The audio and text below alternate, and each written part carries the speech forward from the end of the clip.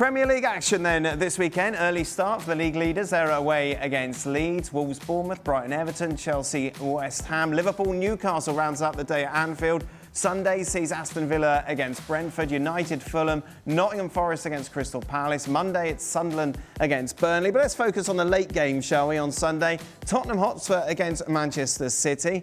Nedum, it's weird because you haven't been on for a while. And whilst Manchester City have got worse, their position in the title race has got better.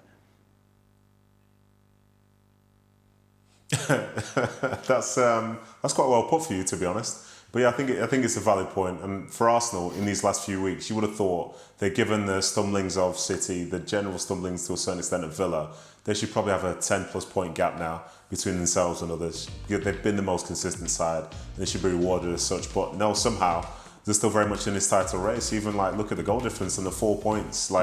Come the end of Sunday, that could be 1 point, but then on the other side of it, it could be 7 again. Because one thing about Man City and Spurs, the games at that Tottenham Hotspur Stadium, Spurs have really fancied their chances against City. I think City have only beaten them once there in the Premier League since they moved. But, if they're going to be a side that's going to be winning the Premier League, these chances that keep sort of landing at their feet, they can't keep turning them down forever. They have to go to Spurs. They have to find a way to win that game. Because, I expect Arsenal to go to Leeds and to do well and to win that game. So the pressure's going to be on. And if they want to win league title, they can't really afford to drop many more points. So Sunday, roll on, 3 points or nothing else. Right. You're in a court of law now. Wow. You're in a court of law. Raise your right hand. Raise your right hand. Are City capable of putting a run together to pressure this Arsenal team? Why does he have Raise your right hand. Why does he have to be under oath to say that? You're under oath. Can City, come on, can they put some sort of title chance together? Your Honour, the difference between can they and will they could be quite broad at this moment in time, and I'm going to plead the fifth and not say anything else about this matter.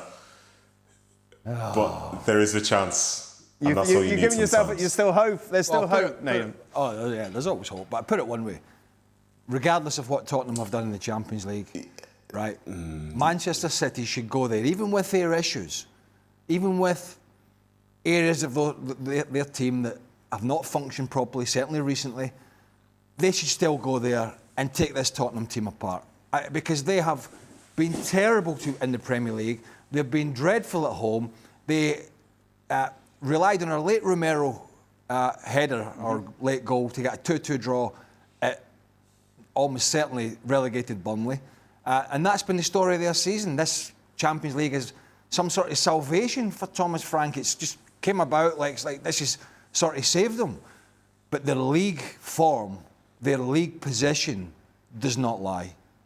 They are, yes, they have some players coming back, like Solanke and one or two others, but they are not a good side. They are a manager that I don't think the players believe in. The fans certainly don't believe in him. And I don't think he believes that he's the man for that job, if I'm being honest. And I think City should, particularly if they can get Erling Haaland firing again, should take them apart. And as Nedum said, they need to. They need to do it because these teams can't rely on Arsenal slipping up they might do. Arsenal, they might do. But as a chasing pack, you can't rely on that. And City have to go out and do it for themselves. If they're going to do it, obviously, Nedum, is it just an obvious answer? They just need to keep clean sheets? I don't know, actually. That's a good question. I wouldn't necessarily say clean sheets as such, because there's some games, for example, where defensively you could be good but still concede. I think in some ways, like this last, say, month where they've not been doing as well, maybe it's because Haaland hasn't been taking some of his chances. I think City themselves have been guilty of that to a certain extent.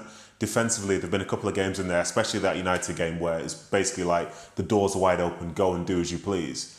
But they'd be hoping with the likes of Mark Gahey being in now, Ruben Diaz to be coming in the next couple of weeks, that maybe defensively, and even Matheus Nunes, I wouldn't have thought Matheus Nunes would be a big return for City in terms of boosting how they play.